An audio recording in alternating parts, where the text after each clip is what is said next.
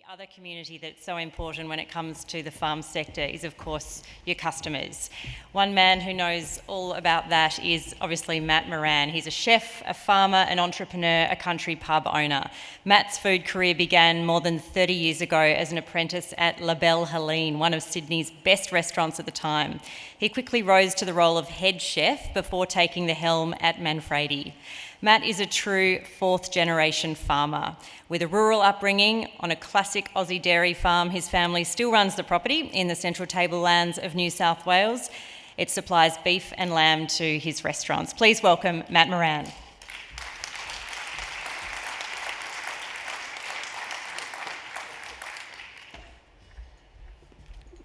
Thanks for that. I think you just told a lot of my story, actually. I scribbled down a few bits and pieces, and I have to say that I'm very honoured to be here to give this speech, but not only that, to be part of the panel a little bit later. You were right. I got up here thinking that most of you are probably wondering what Matt Moran's got to do with agriculture and farming. But as you've just been told, I am a fourth generation farmer as well as a restaurateur, and more importantly, what I love the most, I'm a cook. I had a rural upbringing on a sheep and cattle farm just outside of Tamworth. When I was very young, I was born in Tamworth Base Hospital. And not long after that, we moved to Badgerys Creek, which I think is now about to be a runway. We had a dairy farm for many years. I think my love for food didn't come from my farm upbringing. I think it was the other way around. I think that I fell in love with food, and because I'm so passionate about food and produce, it actually directed me back into the farming sort of realm. I saw firsthand how farmers work so bloody hard, the effort, the love that goes into making the produce that we take for granted and is on our plates every night.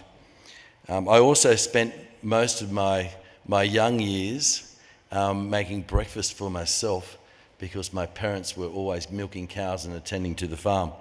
As a dairy farmer's son, you realise, very quickly that there are no holidays and there are no days off because the cows always need to be milked.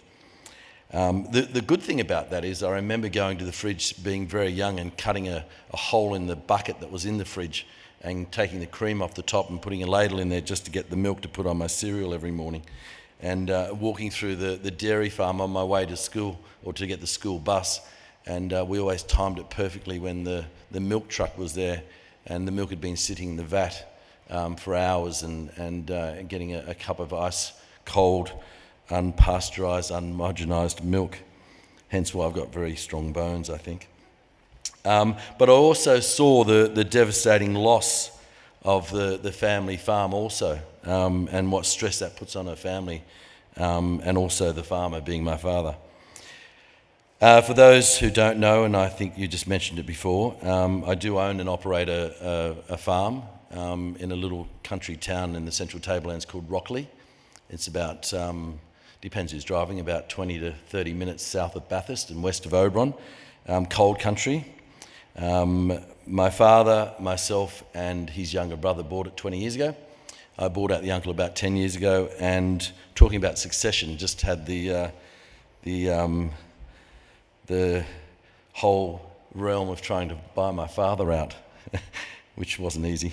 Now I know where all the stubbornness comes from.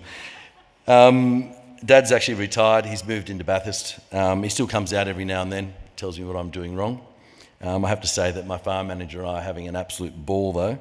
The beef that we produce, Black Angus, goes into Chop House, which is a restaurant that I have in Sydney, a steakhouse. In fact, we had a dinner there last night with the help of AACO. They gave us some beautiful Wagyu. And we had the guy that supplies my bulls, Ross Thompson from Miramara. He was also there. The lamb shoulders that we produce go into Chiswick, and God, do I wish that lambs had more than two shoulders these days. And we also have some rare breed Berkshires, which is a little bit of fun. So we have about a dozen of them, and we make all the small goods for some of the restaurants and bars. In fact, we just made close to 400 kilos of salami, which I'm selling at the country pub. I'll get onto the pub a little bit. There's no question that the farm is my happy place. All my friends, and when they come to the farm, they see a different Matt Moran. There's no question. The minute I go into that gate, it feels like home in many ways. I found myself spending a lot more time there during COVID. I think I must have been the most pulled over person in New South Wales, going to and from the farm. Right in the middle of COVID, when we had lockdown, we were actually carving and lambing at that time. And also I was getting a DA for the pub that I bought, which is only 6 minutes from the farm, by the way. In the end, the police used to see me and just wave me on. Occasionally they'd pull me over for a bit of a chat and see what I was up to. Which saw me spending a lot more time at the farm.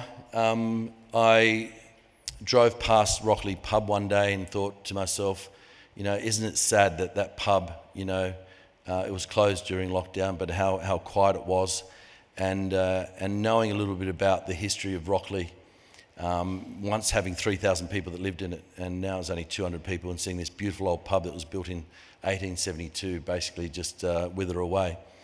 I made the conscious decision to contact the owners and put in the negotiations to try and buy it. In the meantime, I bought the block of land next to it. I said to my partner that I wanted to buy the Rockley pub, and she told me that I was an idiot and don't even think of it. Then I bought the block of land, and I took her up there one day out of COVID and was sitting out the front, and she said to me, and I was heavily into negotiations, by the way. She's not going to see this anyway, so... And she said to me, do you still want to buy this pub? And I said, bloody oath. And she goes, go for it. So, a couple of months later, I put an option on it and bought the house next door and bought another block of land behind it. So now we've got just under 2 acres of land there. It was always going to be just to get the pub up and running again and just see where we went. I filmed a show late last year, an ancestry show called Who Do You Think You Are? And found out a lot more about Rockley. My family originated, they came from Ireland, convicts. I always thought when I made this show that I might be related to Ned Kelly or some king of England and was given some land somewhere, but every little vein we went down on every side of the family were all convicts. My great-grandfather, Charles Moran, who walked from Parramatta to Bathurst in the 1860s, he was only 6 years of age, ended up getting a block of land at Black Springs. If anyone knows Black Springs, it's some of the best country in New South Wales, cold country, but beautiful basalt. He ended up having over 1,000 acres by the turn of the century. He also got married in Rockley in 1883, and the pub being built in 1872, I do dare say that he had a drink there. His wife, the historians believe, actually probably came from Rockley, as there are a couple of streets not far from the town called O'Shea, and she was an O'Shea. He actually mined. Rockley was a gold town. He actually went and mined some gold out of the hill and had his wedding rings made, which I, luckily enough, just got my hands on. So when I renovate the pub, I'm going to call it Charlie's Bar and have one of the rings actually embedded in the wall. It started as just a little pub, and then I got ambitious, as I always bloody do, and we've got a DA to build a big beer garden, a country-style pub, a country-style Chiswick restaurant, which is one of the ones I have in Sydney. We're going to have 10 rooms above that. I bought the house next door, which will be Airbnb. I'm going to put another 12 luxury accommodation villas on the back of the property, and, seeing Rockley sort of, virtually die, I thought, God, you can't even buy a carton of milk or a loaf of bread, so we're going to put a general store in there and a bakery, maybe a little homeware store, and have a little bit of fun with it. We only opened it 3 weeks ago, or reopened it. We're actually renovating it at the same time, and we just opened the tiny little bits, and I just thought I'd open for the regulars, but someone let the cat out of the bag, and the last 3 weeks we've had about 1,000 people turn up every weekend and just absolutely getting belted. And I think most of the reviews you will see online, it's all about me delivering the food and picking up their plates at the end of it. If they actually hung around late enough, they'd see me washing up at the end of the night too. I also want to build a market garden at the farm. It's only 6 minutes away, as I said before, to grow some produce for the pub and also the general store, and maybe even sell something back into Sydney. It's really important to me to use as much local produce as I possibly can, and my team and I sort of got a little committee together a couple of months ago, and we decided to have a little farmers market in Rockley. The first one was just under 4 weeks ago, and we had nearly 1,000 people turn up, and we've got another one this weekend, and we're expecting about 1,600 people. To me, the local growers are so important to obviously come and sell their wares, and a lot of them said that it's one of the best farmers markets they've been to. So if you do get the chance, to give it a few months until I settle into the pub a little bit more, but come and check out the local farmers markets. Nothing else also gives me a kick than going out to the farm every morning before we open for lunch, and I have been doing this, and stealing the eggs off the chooks and pan frying it and putting it on a chicken snitty at lunchtime. I know it may not seem a lot to other people, but today's egg is something special. And if anyone looks through my Instagram over the years, Chef Matt Moran, you'll see that quite often when I'm at the farm, I often poach the 2 perfect eggs and put them on a piece of toast and call it today's egg.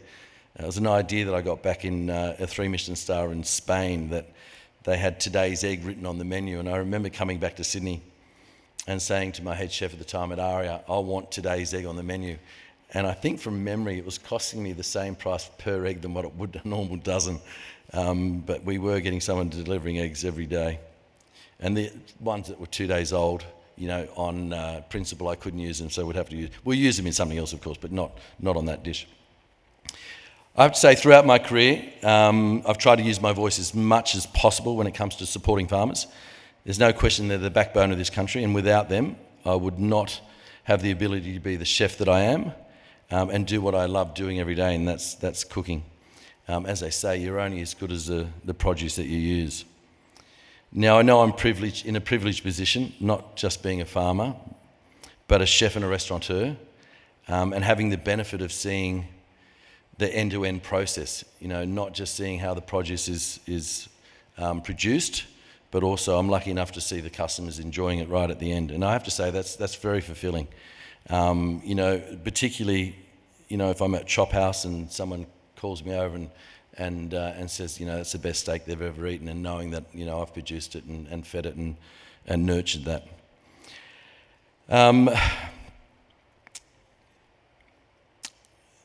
This always it always makes me ask myself, do customers really know where the food comes from and how hard the Aussie farmer actually works to get it on the plate?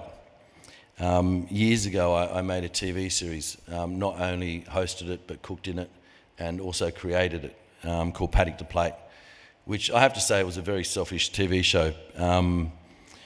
I got to travel around this beautiful country that we have.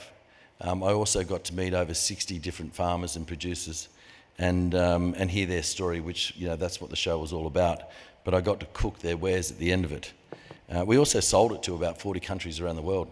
I remember I was in where was I? I was in Holland, in Amsterdam. I was getting a flight and I was buying something at one of the little stores in the airport, and the woman said, "Are you Matt Moran?" And I'm like, how the hell would she know who I am? And she said she watched the TV series Matt Moran's Adventures Around Australia, which is not what it was called. And I said, I don't know what show you're talking about. And then I realised that they changed the name because they didn't know what a paddock was. Paddock plate philosophy has always been really important to me. It's always been the driving force of what I do. But I realise this is not the case for everyone. So how do we create a meaningful connection with our end customers? In the last decade or so, there certainly has been an increase of customers showing a passion for food and a thirst for knowledge. Food media has played a massive part in this, and food TV and social media. You only have to look at the success of some of the TV shows. I worked on a show many years ago, MasterChef, and I think the second series that I was on, the finale rated nearly 5 million people, one of the highest rating TV shows ever in Australia. I also worked on one of the series of Junior MasterChefs, and I have to say the knowledge that kids have about food nowadays compared to what I had, I pretty much grew up on a piece of protein and 3 vegetables, very bland, basically boiled vegetables at that too, only because that's what they were used to. And I remember going to the salad crisper and finding an iceberg lettuce, and years later seeing a cos lettuce, and now there's 50, 60 different varieties of lettuces. Back in those days, there was no different breeds of beef and lamb. We probably didn't even have a lot of grain-fed beef back in when I was a kid. You look at the different breeds of sheep now, Dorpers and Aussie Whites. Aussie Whites being a classic. Where were they 20 years ago? Only recently I saw some Aussie White ewe lambs, get over $600 each. Pretty amazing. Don't get me wrong, there's still a long way to educate people and inform customers, and I really hope we can do that. But it all starts with those first initial questions. I would love everyday Australians to witness what happens prior to their food hitting their plates, and we certainly are on the right track with everyone wanting to increase their knowledge. Here's a little story. There's two stories actually, and it involves football players. Early last year, I got a phone call from Trent Robinson, who's the Sydney Roosters coach. And he said to me, and I know him very well, he's the local where I live, and he said, Matty, do you know anyone that can, a chef, that could possibly show my footy team around a farmer's markets up near Byron Bay, just to explain to them where food comes from and that it doesn't come from a delivery driver with an Uber Eats thing on his back. And I said to him, oh, Robbo, you want me to do that? And he goes, I'd love you to, but I can't afford you. And I said, no, you can't, but your chairman's a very good customer of mine and has been for many, many years, and I'd actually find it quite interesting. So I said, I'd love to. So myself and one of my chefs went up, and we organised a big lunch where I was going to get the team to actually help me cook and just, explain it all and go through it. And I have to say, it was no disrespect to football players, but it was like herding cats and teaching 5-year-olds how to cook. But what we did do, we took them to Mullumbimby markets, and we gave them a credit card and split them into groups. We'd organised lunch and we're going to cook it. And I said, I want you to go around, and Mullumbimby markets are very special growers markets because you have to be the producer or the farmer to actually sell there. You can't buy it from someone else and on-sell it. So the guys that you go and talk to are the guys that are passionate about what they're doing. And we gave them groups and gave them a credit card, and I said, just go and talk to the store owner and just hear their story, and if something sort of sparks your interest, I know we've got lunch organised, but just buy it. And it was a really interesting assignment to give these guys. And I'll just tell you one of the stories. A young football player called Victor Radley, who I think has been in a bit of trouble lately because he's always getting sent off. He comes back and he's got 2 of the biggest bags full of lamb. And I said, Victor, what are you doing? He said, Matt, you don't get it. This guy has this breed, this is what he does, and this is his name, and this is how he marinates it, and you could just see the excitement on this kid's face. He was so excited, and then he looked at me and goes, I just had to buy the whole lot. And that's exactly what we wanted, them to start recognising, where their food actually came from, and it didn't come out of an Uber Eats. The tragic end of that story is that, I had to help him cook it because he wanted to follow it all the way through and wanted to cook it. And there I am standing next to this bloody buff guy with his shirt off on a barbecue cooking this lamb and trying to tell him how to cook it. Not only that, last Monday night, a footballer again, Brad Fittler, who's a dear old friend of mine, rang me up and said, would you like to come and have dinner with the leadership squad of the State of Origin? And, I just thought this Brad, who's a bit out there, just inviting me. I didn't realise later that, right at the very start, he got up and said, Matt's going to talk about leadership, which I had no idea that I was going to.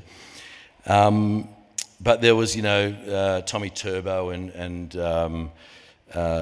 Teddy Tedesco and Latrell Mitchell and this young kid called Cameron Murray, plays for South City, an up-and-coming kid.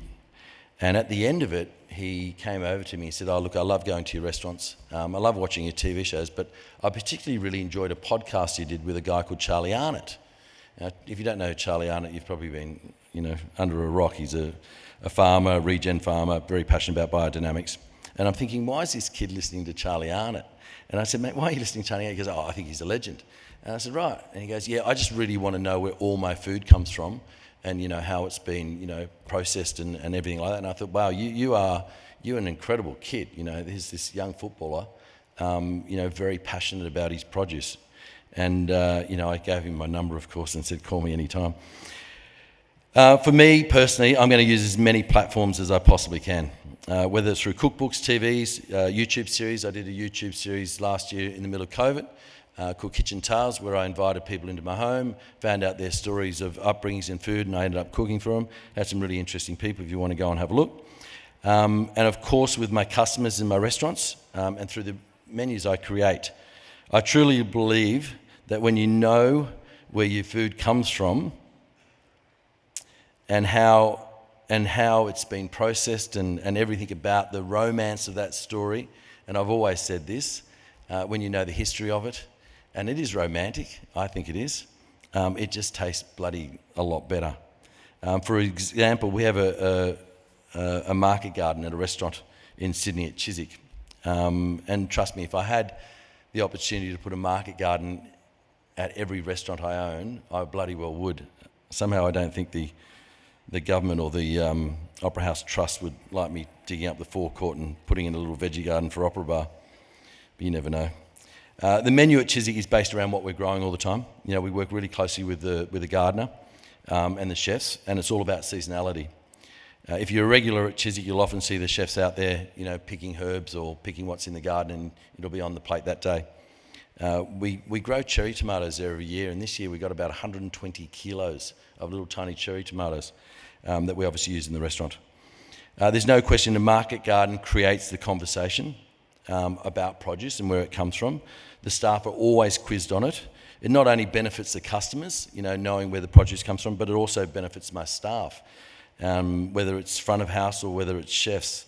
And seasonality is a massive thing in our industry. It's something that we probably never really paid a lot of attention to.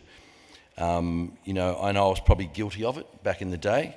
And a great example of, if asparagus wasn't in season, we would just buy it from Peru or Mexico and just continue on the menu. I think what it does do, it creates laziness with chefs because, if you work on seasonality, you're working on things that, are only around for a certain period of time and then they've gone again. But I love the romance of actually looking forward to it coming back. And it's also smart when you think, of being a restaurateur and monetary. It's also very important. And a great example of mangoes. When mangoes first come into season, they're unbelievably expensive and they're pretty rubbish. In the middle of the season, they're at their best and they're really, really cheap. At the end of the season, they're expensive again and they're not much good. So it makes sense for a restaurateur and a chef to actually only use things that are in season. And it also makes them creative, as I said.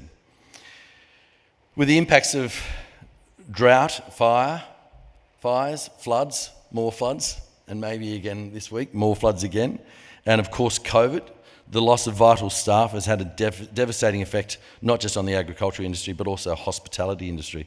As we all know, it's also affected the consumer. You only have to think about, we lose, obviously we lost a lot of staff because they were sponsored. All the farmers couldn't, and we were talking about it earlier before, the farmers didn't have people coming picking their wares.